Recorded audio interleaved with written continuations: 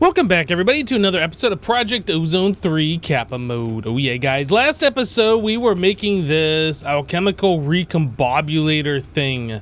Yep. And I went ahead and I crafted that, and I stuck it on the side of our mixer centrifuge. And if you right-click it, it like sends some sparks around. But really, what you need to do is make sure you have the ash and the different alchemy pedestals here in order for it to do anything. So we're trying to make this molten antimony. And if we go to the mixer recipe here, we can see it takes between 60 and 32 on dawnstone and between 60 and 24 on silver. So our job is to try and figure out, what the amount is. So let's put 16 in both of these. Do 16 here, and we will do 16 here. Okay, so everything sounds like it's got enough ember. If I right click on this thing, it should do something. Oh, actually, you know what? We probably need to give a little bit more ember here, I think. Let's throw those in there. Yeah, we saw last episode how to get a whole bunch of ember too. So that's not a problem. Now, I don't really know if this thing is going to work correctly or not. It looks like it's doing something when I right click on it. We have the ember in there.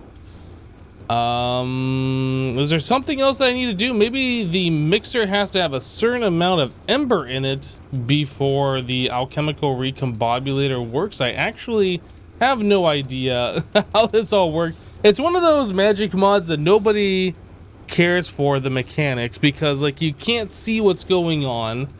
You know what you're supposed to do, but you don't know what you're doing wrong. I don't know. If I right click on it again, is something gonna happen? Maybe eventually? Maybe? I'm pretty sure I'm doing everything right. We have lead over here being melted, and we have sugar over here being melted. Both of those are being extracted out using our fluid extractors into the bottom of our mixer centrifuge. We have the mixer centrifuge we're extracting, trying to go into our stamp over here. That's on, this lever's on, that lever's on. Yeah, I don't really know about this. Like, there's obviously a certain amount of ember that this thing needs in order for it to activate, but since I have no idea what that is, we got 16 here, we got 16 in here, so I mean, theoretically this should work if I right click on this thing, but it's got to have a certain amount of ember, and I have no idea how much it needs. It looks like it's doing something this time though. Okay, well, it looked like it tried doing something anyway. It didn't use any of the ash, so I have no idea what I'm doing wrong. Okay, well, I'm gonna play around with this for a little while longer. There's obviously something else that I am missing here. So yeah, let me go ahead and continue messing with this. Maybe I need to take this thing off and put it back and do one of these, or I literally don't know. Be right back, guys. Okay, so progress has been made. I took the ember dial off of our beam cannon over here, and I stuck it on the side of our mixer centrifuge. Now we can see how much ember is inside of it. So I waited until it got to 3,000, then I right-clicked on our alchemical recombobulator. That's 3,000 while it was still feeding in more ember, so it's probably closer to like 3,200 or something total that I used. But yeah, we ended up getting this alchemical waste. So it says we are at a 0... oh no, we're at an 8 dawnstone in accuracy and a 2 silver. So dawnstone is going to need 16 plus 8, so 24, and silver is going to need 18. Okay, so 24 and 18, that's easy enough to do. Let's grab this and we'll try that again. So 24 and 18. So hopefully that's going to work. So it's 24 on the dawnstone, and then 18 on this one. So where are we at now? Okay, so we're almost about where we need to be. I'm gonna right click this again. All right, so it's like doing its thing. You can see it's draining the ember. That's what it's doing when it's sparking. And then, yeah, you can see it's kind of finishing up. The beam's getting brighter and stronger. Oh, a thing just happened. Hey, look at that. We have something over here. Now, the question is, like, how much is this doing? I don't really know. Is it using more ember? Oh, okay. So once you activate this, it'll just keep going. I thought that we had to provide that much ember and ash and stuff like that for every single 12 out of 16 millibuckets or whatever this is. But no, it looks like as long as we're providing ember, this is just going to keep going. Okay, that's awesome. I need to go get myself some more ember so we don't run out. Yeah, I'm going to go and do that. We saw that last episode with the sluice box, so be right back, guys.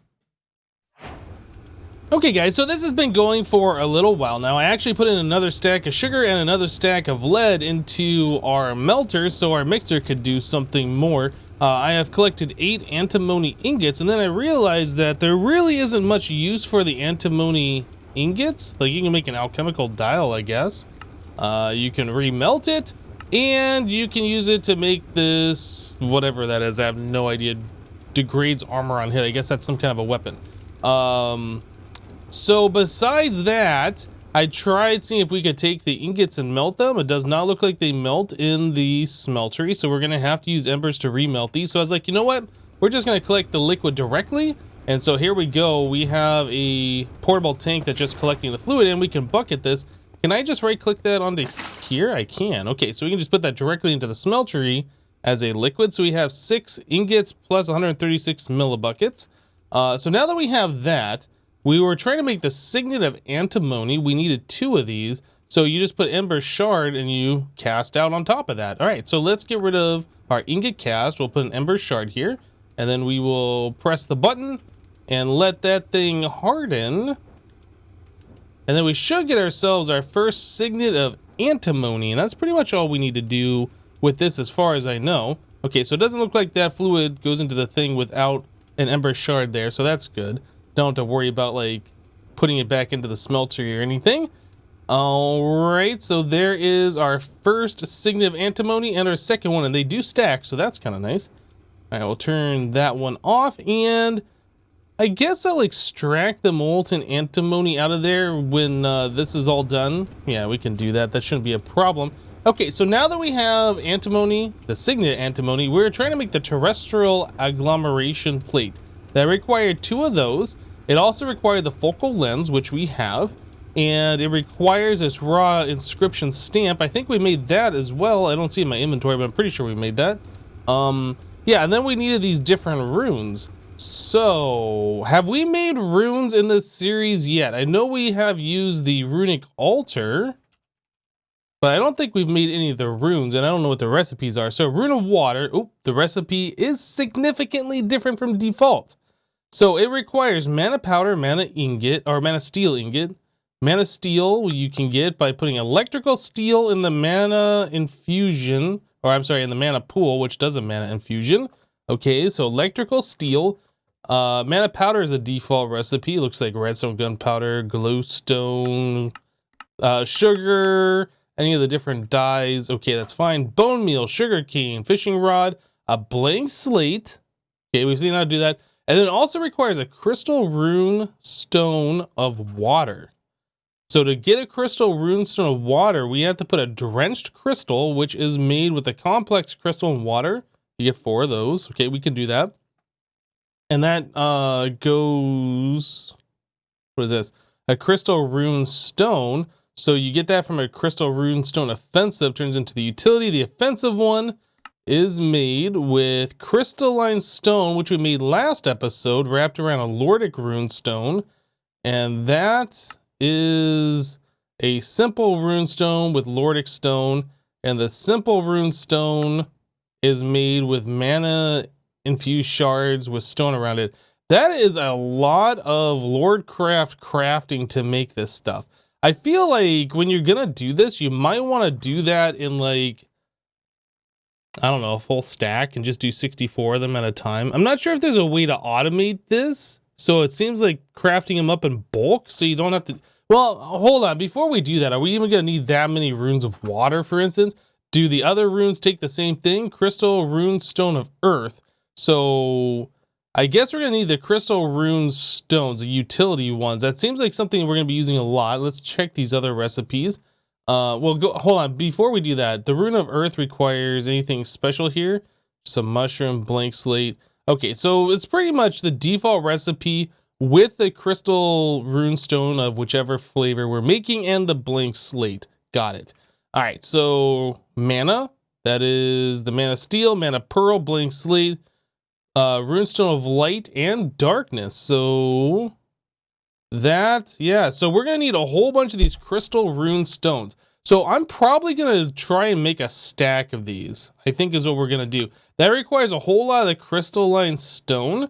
And as we saw before, we can make the Lordic stone, which we need for this process, using the transmutator, I think.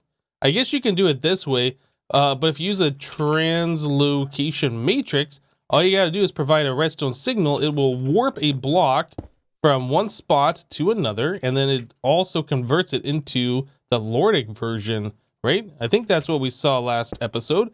So we do that, we do this, do that, and then we give it a redstone signal, and then you get the Lordic stone.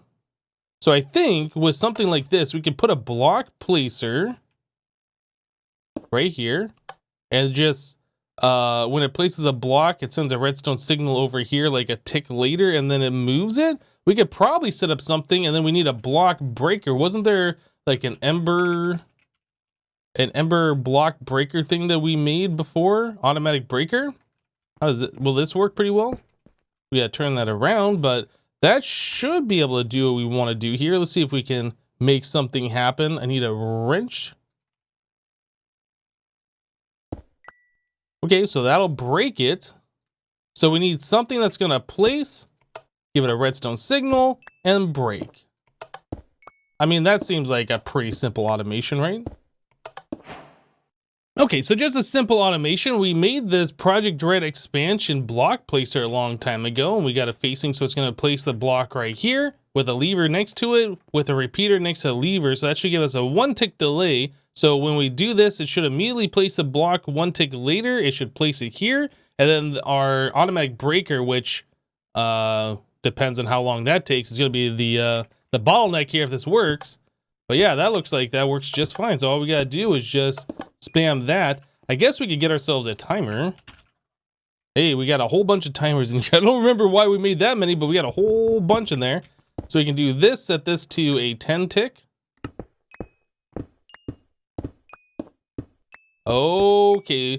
Well, I mean, it's not perfect, and probably that is a little too fast. We can set that to maybe 20, so it's like once a second. That might be a little bit better.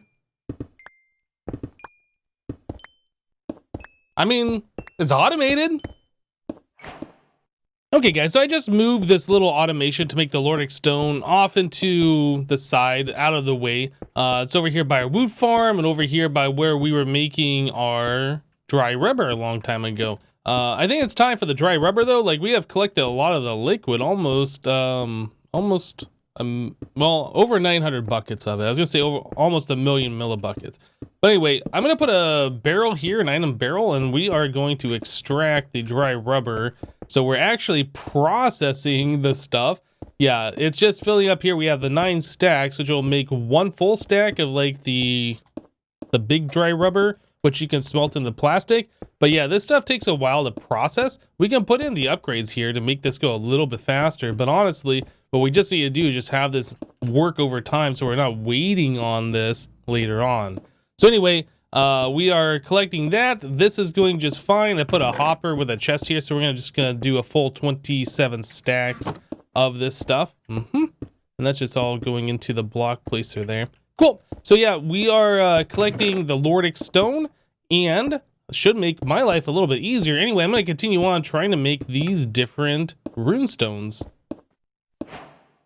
Now, I know what you're thinking. You're thinking to yourself right now, can the Lordcraft Advanced Arcane Forge be tick accelerated? Don't lie, that's exactly what you're thinking. And the answer is yes, it can. So we are able to make this stuff quite quickly here. All right, I don't know how many of these we need. I'm trying to get a full stack. There we go. So we needed 64 of each of these. Let me go ahead and fill this up. Where are we at now? Oh, quite low.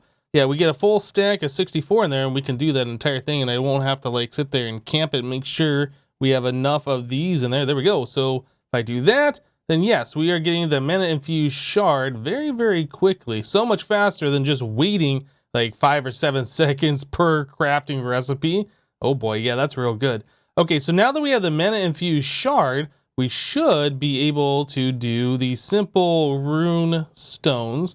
And then we can take the simple rune stone and wrap it with the Lordic stone for the Lordic rune. And the Lordic rune needs a crystalline stone, which I'm going to have to work on. But yeah, this definitely makes things a lot easier. Alright guys, so progress is being made here. The rune stones that we're making don't stack.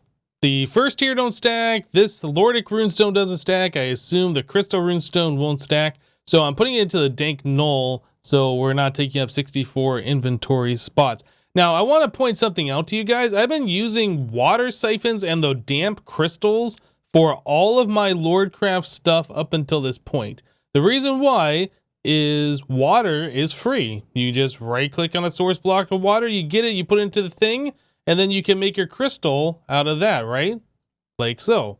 Problem is, these water buckets, they don't stack, and you can't, like, craft all at once. You have to craft 4, take the empty water bucket out, put a new water bucket in, craft 4. Yeah, it's really, really terrible doing it this way.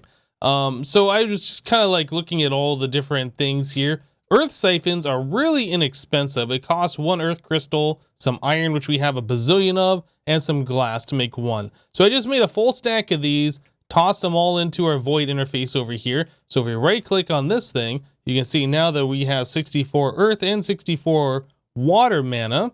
Well, the possibility of putting that in there.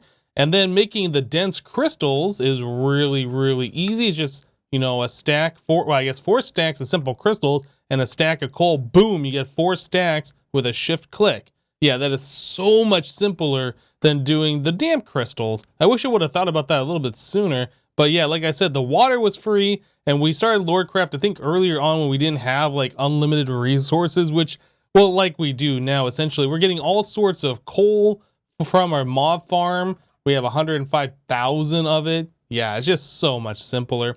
Also, I saw that you can craft simple crystals. This is something I didn't know you could do before. If we look at the recipe on those, you can do a diamond plus redstone will give you 8 simple crystals. That is so much better than going to like the Twilight Forest and mining them. Yeah, that's something I just discovered now, so I made a whole bunch of those. And again, diamonds we're getting from our mob farm, and redstone we're getting from our mob farm. Like, yeah, all of this stuff is essentially free, so might as well use it. So we're in the process right now of trying to make the crystalline stone. That is a mana infused gem plus a Lordic stone, gives you 2, and we're gonna make, I guess, 4 stacks of that, or 2 stacks of it total. So I need to right click these crystals on here. I don't know if you can pipe. I should find this out. I don't know if like you can use a hopper to just pipe those in, or if you have to right click every single one. I have never tried using like a hopper. Does this work? That does not appear to work. So yeah, it looks like you kind of have to right click these all on there individually, or can you shift right click them?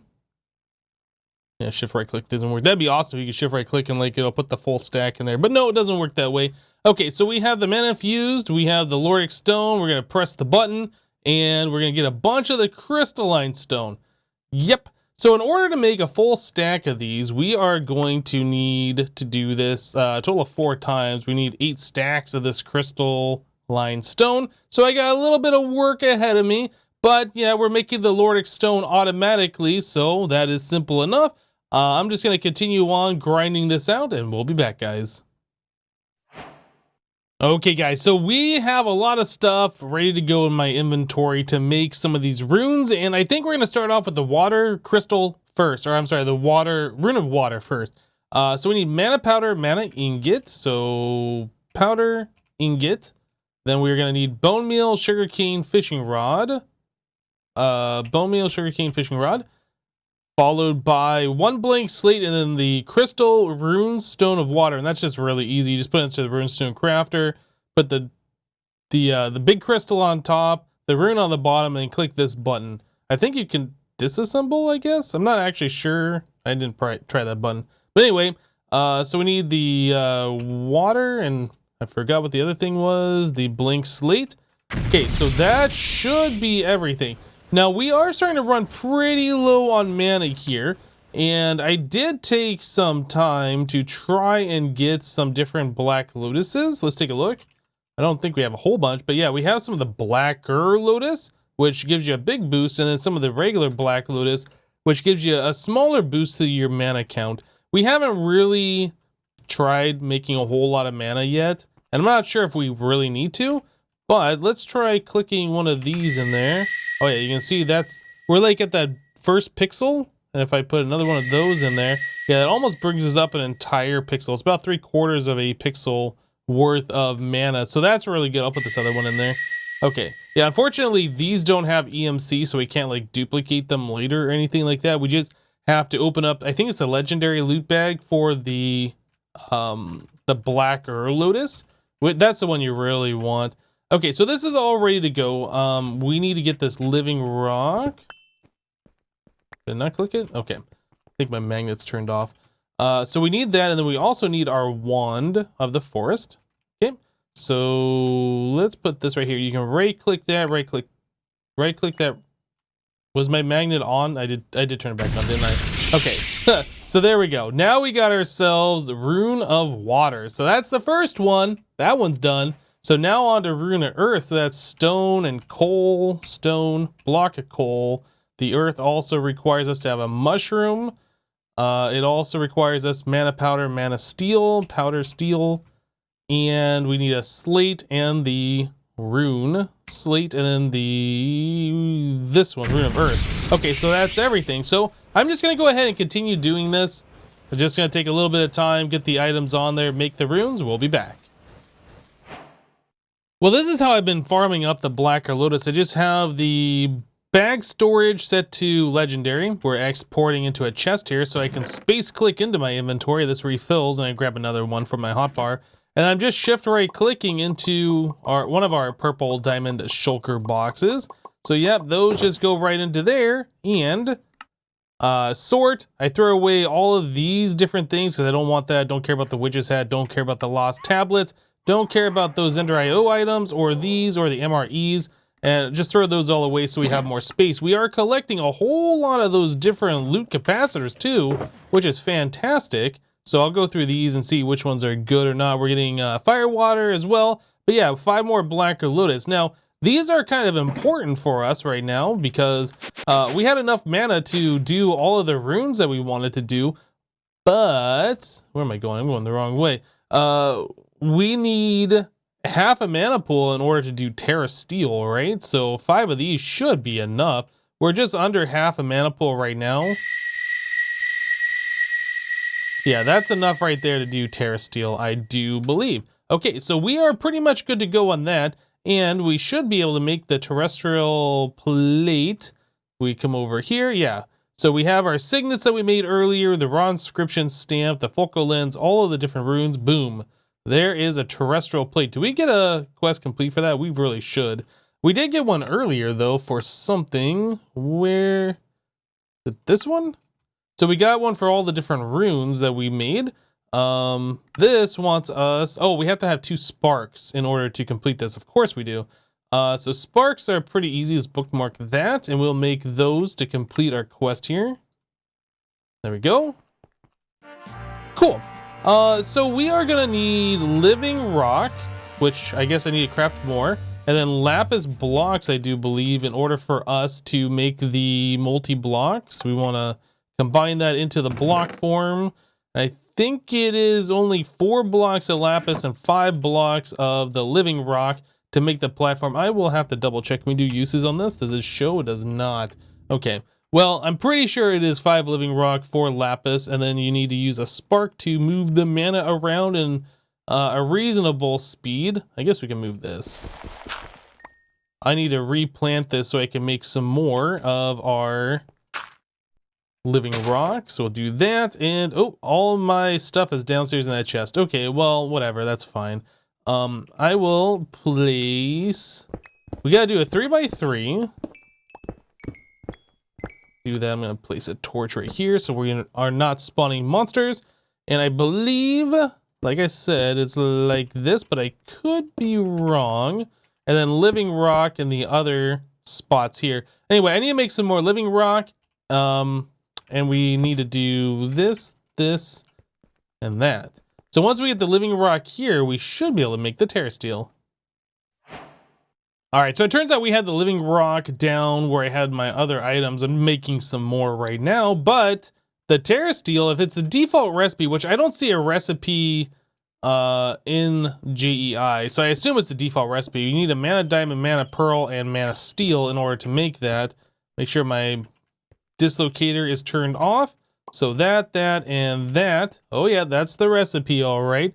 So the mana is transferring from spark to spark pretty quickly. And once it does its little thing a couple of times, the particles turn green. I think on the next one, when those particles hit the plate, we should turn into our terra steel that we need. And there it is. Awesome. Oh yeah. I made the advancement Dancer in the Dark. This does have EMC, so we will be able to dupe this later. But again, I don't know, like, are we gonna need a bazillion of those? Are we gonna have to do singularities? Oh, that's used for making the creative mana pool later on, it looks like.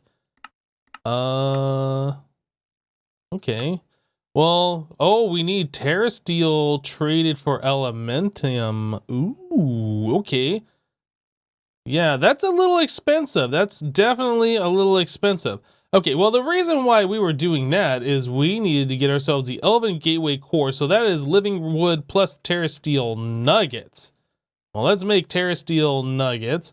And then I don't know if we have enough living wood or not. If not, we'll have to craft some up. Let's take a look over here. Living wood, we don't have enough. All right, so to make the portal, we needed the Elven Gateway Core, which we just got done making. And then we need to set up a multi-block structure. So if you look in the Lexica Botania, it shows you everything you need to construct. So you need living wood, you need the glimmering living wood. You're gonna need the Natura pylons. It says all that stuff if you look in here. Well, anyway, we need to make the pylons. So mana pylon is made like so. So 2 of those. By the way, I realized that I had some mana steel already in here. This must have been from opening up loot bags earlier on. I forgot about those. So yeah, we had quite a bit already. You don't have to, or at least I didn't have to use any more electrical steel on that. So there's the mana pylons, and we need to turn those into the Natura pylons. And we need to make 2 of these. Yeah, so the 1 terra steel we made turned into 9 terra steel nuggets. 2 recipes worth of those goes into the Natura pylon, and the other 3 nuggets you'd have remaining goes into the Elven Gateway Core, which is pretty nice that you don't have to make multiple things of terra steel in order to do this. So those are like the important things. Now we need the living wood glimmering. We need 3 of these. Apparently I don't have those in there. So there is 3 of those. Cool. So we have that, and then we're also going to need, I believe, 2 mana pools that these Natura pylons have to sit on top of. Mana pool. And those are made with the luminous crystal and the living rock. So we need 10 living rock, 2 apothecary cauldrons, which is a crazy recipe. I mean, obviously we've made that before. And then we need 6 of these luminous crystals, which is a glowstone plus a complex crystal, which is 2 simple crystals in the arcane forge. All right, guys, so we have our Elven Gateway all set up. We have our mana pools in front. We have the Natura pylons on top. The frame is set. We do need to give those mana pools some mana, though. That is like one of the last things that we need to do. So I'm going to throw a mana tablet into the mana pool and then right-click it, shift right-click it, so we send mana from the pool to the tablet. Now, we don't have to send that much. In fact, that's probably enough. Yeah, all we need to do is bring that over here and just drop a little bit of mana in each one of these pools. So there's that. We get that back, and then we'll do in this one as well, just so it's not completely empty. And then we're going to use these black or lotuses that I just farmed up. Put 2 in each one. That should be more than enough. Cool. Yep, so now we should be good. So at this point, we right-click the core. That's going to drain some mana out of the pool, out of both of them. Yeah, and now our Elven Gateway is open. Now, we were setting this up, in order to get mana input hatches, and that requires blocks of elven quartz. And to get the blocks, we need the elven quartz, 4 of them per block, and that is 1-to-1 nether quartz through the portal. Again, actually, what was the other thing here? Mana. Yeah, if you have the alchemy catalyst, you can disassemble the blocks, I guess, but that doesn't matter. That's not like we can make more of it. This is the only way to make it, as far as I can tell. So you just toss it in there, and the items get spit back out at you. So there is 16 of those, and boom, we have 4 blocks of elven quartz. Whew. So that mana tablet that we made is going to go into this recipe. And then we had everything else here. Let me grab this mana tablet. We are going to empty it out because there is no reason to keep the mana in there. We'll just store that over here. Drain all the mana back out of the tablets. Oops, I'm standing too close. Yeah, all the mana back out of the tablet into the mana pool. Now this thing is completely empty, and we should be able to make ourselves this input hatch, the mana input hatch. Like so, like so, like so. Oh my goodness, we made it! Guys, we're gonna go ahead and wrap the episode up here for today.